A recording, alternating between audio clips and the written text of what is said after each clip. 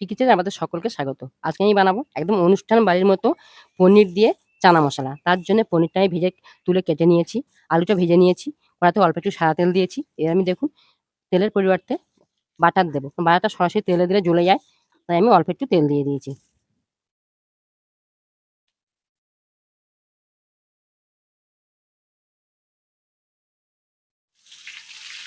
এবারে আমি দেবো গোটা জিরে, গোটা গরম মসলা আর ২ টো শুকনো লঙ্কা। এবার দেবো কোচানো পেঁয়াজ। এবার দেবো আদা রসুন বাটা, দেবো পোস্ত বাটা। এবার দেবো ফেটানো টক দই,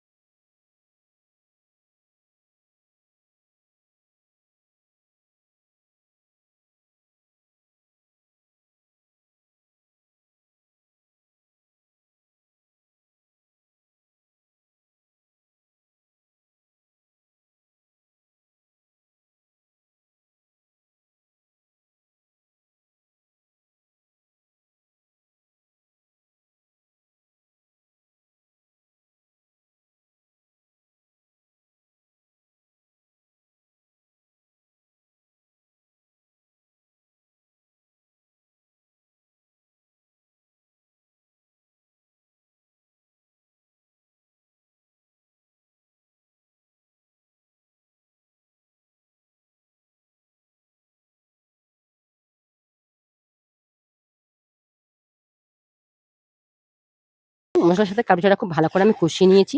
এবার দিয়ে দেবো পরিমাণ মতো জল। আমি কিন্তু এখনো লবণ দিইনি। আমি জল দেওয়ার পরেই লবণটা দেবো। আর একটু জল লাগবে, আমি আর একটু দেবো। এবার আমি দেবো পরিমাণ মতো লবণ। আমি লবণটা চাখবো, চেখে আরেকবার দেবো যদি কম হয়। দেবো ভাজা আলু। এবার দেবো অল্প একটু চিনি আর পনির।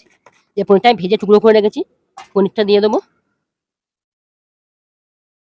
১ মিনিট ফোটাবো, ফুটিয়ে গরম মসলা দিয়ে নামিয়ে নেবো। তারপরে আমি দেখাবো।